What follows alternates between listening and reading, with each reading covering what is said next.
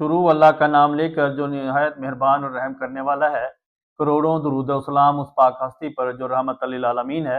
नाज़रीन किराम, मैं अनवर अली राना एडवोकेट आपकी खिदमत में एक नई वीडियो और नए केस लॉ के साथ मैं हाजिर हूँ। नाज़रीन किराम, हमारा जो आज का मौजू है वो है हिब्बा से मुतल्लिका। उसमें इंशाल्लाह मैं आपको इसकी पूरी ब्रीफली और डिटेल से मैं इसको बताऊंगा कि इसको क्या क्या कॉन्टेंट्स इसके लिए जो होते हैं हिब्बा वैलिड होता है, क्योंकि इसके जो क्वेश्चन है मेरे पास बेशुमार हैं और सवालात जो आते हैं या लोग क्वेश्चन पूछते हैं इसका, तो ये हिब्बा के बारे में बहुत जो है काफ़ी सारे सवालात मौजूद थे।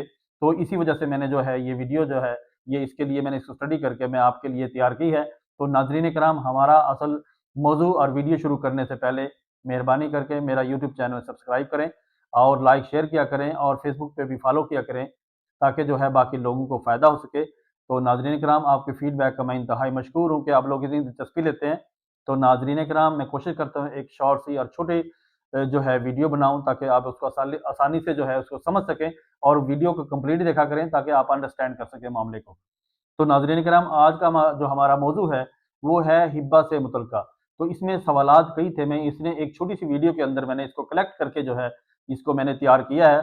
तो कोई लोग पूछते थे कि हिब्बा कैसे करवा सकते हैं, उसका तरीक़ेकार क्या है, या हिब्बा टूट सकता है या हिब्बा नहीं टूट सकता, तो हिब्बा की जो है इंग्रेडिएंट क्या हैं, वो मुख्तलिफ किस्म के सवालात थे जो मैंने इसको एक 8 पॉइंट्स के अंदर जो मैंने इसको निकाला है, और वो भी थ्रू साइटेशन और केस लॉ।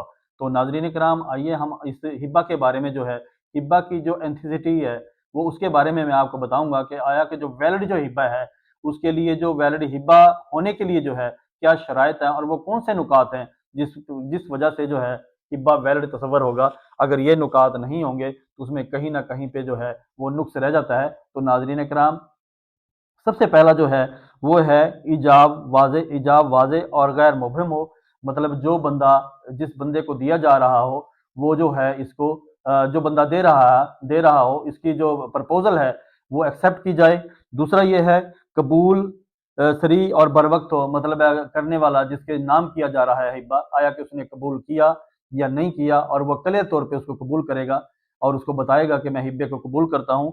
नंबर 3 जो है जायदाद का हकीकी कब्जा मुंतकिल किया जाए। तो जायदाद का हकीकी जो कब्जा है वो मुंतकिल करेंगे, और जिसको हिब्बा किया जाता है तो उसको जो है उसके हैंड ओवर प्रॉपर्टी की जाएगी।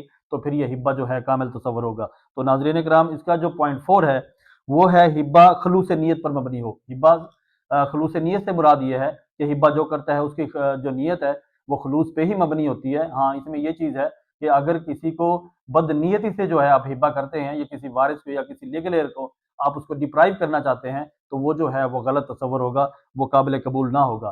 तो ये इसका जो है पॉइंट नंबर 5 है वो ये है हिब्बा आज़ादी इरादा से। हिब्बा जो है इसको ज़बरदस्ती नहीं करवा सकते। हिब्बा जो है, जो बंदा हिब्बा करता है तो उसको जो है अपनी मर्जी से जो है हिब्बा करने की इजाज़त होती है। उसे ज़बरदस्ती से हिब्बा या उसको गन पॉइंट पे जो है हिब्बा नहीं करवा सकते या उसके लिए मजबूर नहीं करवा सकते। तो नाज़रीन कराम, इसका जो पॉइंट 6 है ईजाब कबूल मोतबर गवाहों के सामने हो। और मतलब है जो गवाह हैं उसके दो, वो मोतबर गवाह हों और उनके सामने जो है ये हिब्बा किया गया हो, और जिसको हिब्बा किया है उसने इसको जो कबूल किया हो।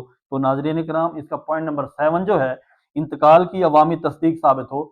मतलब इसका जो इंतकाल है इसकी तस्दीक जो है किसी ना किसी सामने रेवेन्यू ऑफिसरान और गवाहों के सामने जो है इसकी तस्दीक होनी चाहिए, तो हिब्बा ये वैलिड होगा। तो नाजरीन कराम, इसका जो पॉइंट नंबर 8 है शहादत और सरकारी रिकॉर्ड में तजाद ना हो। मतलब शहादत जो गवाही है या जो लोग कहते हैं या लोग कहें कि भी ये हिब्बा हुआ था और उसको जो सरकार जो रिकॉर्ड है सरकारी उसके अंदर कोई और तजाद हो, तो नाजरीन कराम वो भी हिब्बा वैलिड नहीं होगा। तो नाजरीन कराम, मैंने ये 8 पॉइंट जो है आपको हिब्बा के बारे में बताया। आई थिंक कि ये आपको जो हिब्बा जो है इसकी रिक्वायरमेंट जो है ये क्लियर हो गई होंगी। तो नाजरीन कराम, ये था हमारा आज का मौजू जो कि हिब्बा के बारे में था।